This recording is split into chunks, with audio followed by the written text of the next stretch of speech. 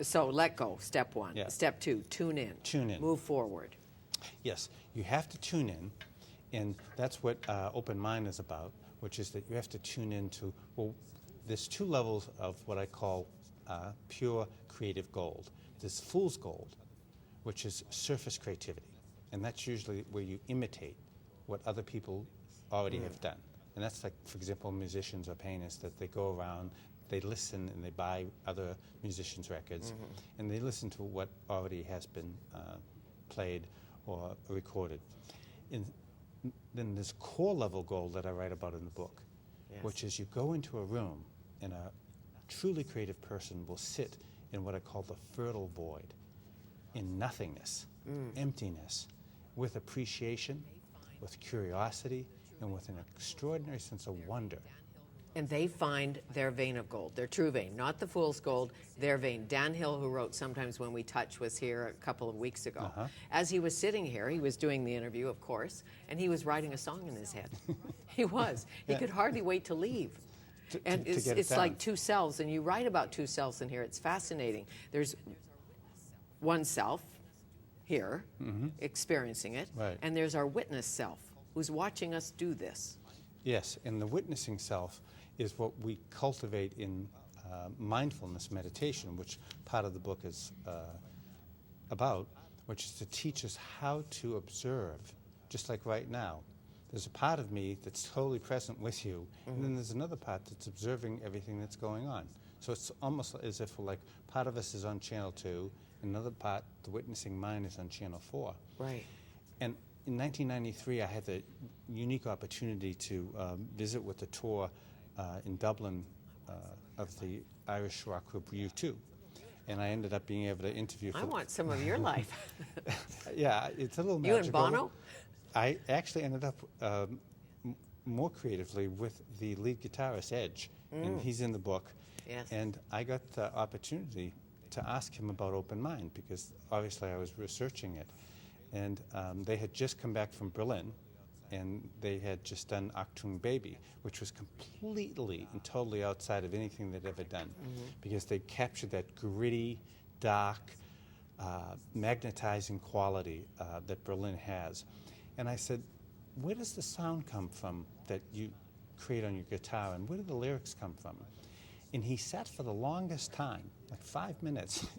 You know, I thought he was like spaced out, or right. He had a drug moment or something, but you know, he's a very clean guy, the whole group is. And he said, it comes from the openness. And you have to open into the opening to experience it. So what stops us, humans, from moving forward?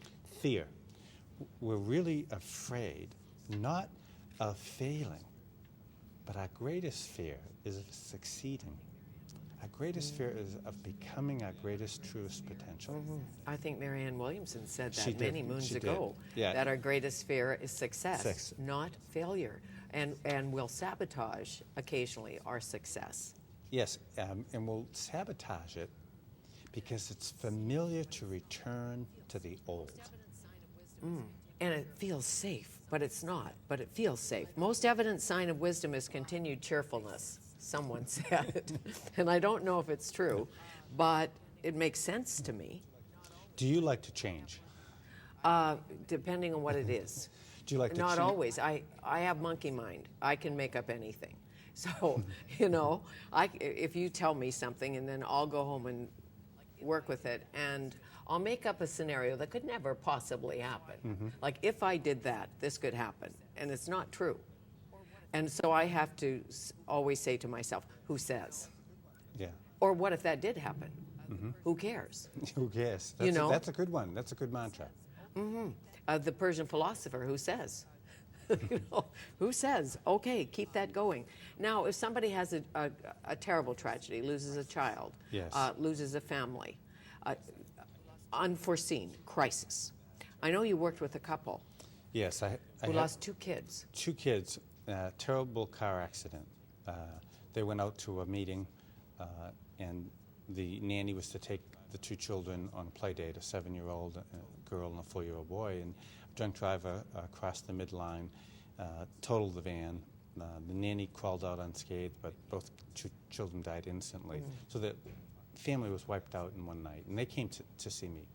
And they had spent a long time talking with another psychoanalyst for over a year, and they really hadn't gotten anywhere. And I taught them the methods in my book, and I taught them mindfulness. And then I also did something incredibly uncharacteristic, which I got the idea by having a conversation with Ramdas. And when I was sitting with them, I had this intuition to send them to India and to send them to the sacred city called Varanasi, where you see babies who have died, you see small children, you see young adults, adolescents, you see middle-aged people, you see Extreme old people. Poverty, sorrow. And then I arranged for them to work with a humanitarian in Calcutta, and they came back with an extraordinary sense of openness and acceptance that this tragic loss was something that happened, but they found a silver lining in it. And she went on to go to medical school and to join a third world medical relief organization. Yes, and forever changed, of course, but aren't we all? Yes. But an amazing thing, and it was brave of you, because I know they weren't well-traveled and had never done anything like that, and you took a leap. Huge leap. As a psychotherapist, I would think. Big leap. Huge leap. I actually asked a lot of my colleagues, what do you think of this idea? And they all said, oh, terrible idea.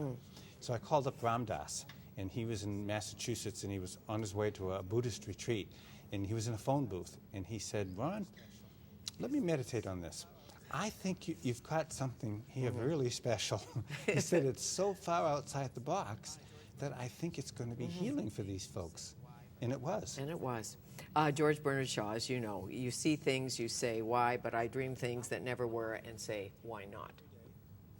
Nice to meet you. It was a pleasure, Fanny. How often do you meditate? Every day, and usually once or twice a day, 10 to 20 minutes. Okay, and the hows and the whys are in here. And we're in the book. Yes, I've been practicing. Terrific. Thank you. Thank you.